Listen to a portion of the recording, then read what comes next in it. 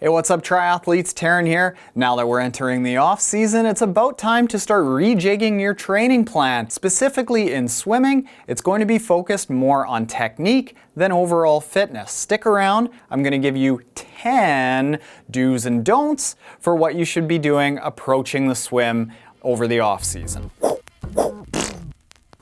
The first do is to swim. Swim and then swim some more. You want to increase the number of times throughout the week that you're swimming. Frequency in your swim sessions is the very best way out there to increase your feel for the water and get you faster. Personally, I had a huge amount of success increasing my 100 meter speed by about 5 to 10% the one year that I increased from 3 swims a week to 4 swims a week. And if you're increasing from 2 to 3 or 1 to 2, it's going to make you even faster than that. So try to get the amount of times that you swim in a week up a little bit. The first don't is to not combine swimming at the end of big, long brick session days. Swimming tired is a really good way to make yourself sloppy and lose form. So if you are going to plan a big brick session day and you want to throw swimming in, throw it at the beginning of that day while you're still fresh, or on off days where you can focus on good technique, not making yourself sloppy. Related to that, you do want to try to swim smarter. This means focusing a lot on drills and technique to break old patterns of muscle memory that might be bad habits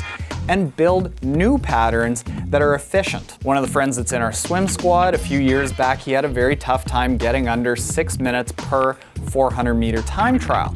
He took about a month away and he focused on nothing but technique, and when he came back, he had shaved off 20 seconds and got all the way down to a 5:40 for 400 meters. And during the off season is an excellent time to focus on your technique because you don't really need to worry a lot about fitness. The next don't is to don't focus on the quantity and volume of your swimming. I mentioned swimming a lot more throughout the course of the week, but that doesn't mean that you should be upping your mileage in distance covered or time spent in the pool. You should be focusing on times in the pool, but if you're tiring yourself out worrying about increasing your training volume, you again might be tiring yourself out too much, getting sloppy, and getting bad habits. So swim as many times as you can to keep that muscle memory getting ingrained into your body, but make sure that you're always fresh. The next do is to swim slow. When you're swimming slow and you're able to monitor your technique, this is an excellent time to notice faults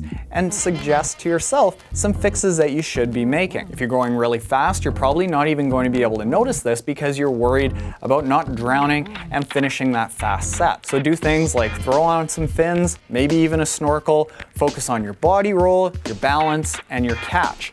Observe these and see how you're doing and be critical or get somebody else to watch you. The next don't is to don't always take the advice of the swimmer standing next to you in the lane. Just because somebody is a really fast swimmer doesn't mean that they can articulate why they're fast or train that speed in somebody else. So listen to as much wisdom as you can, including mine, but you don't always have to take everything, including mine. The next do is to swim by yourself if you rarely do. When you're swimming in a group, it promotes a competitive drive, and you're often going to want to swim a lot faster than you can control yourself with it. So take a few sessions away from the group swimming where you can slow yourself down and look at your stroke in a very, very slow and controlled manner. And in addition to this, after you look at your stroke and you assess what are the things that you need to focus on fixing, if you're nice and slow, out by yourself, you can do a lot of drill sets without having to worry about keeping up with the group. The next don't is very related to this. You don't want to just swim harder. At the start of the off season, this is a time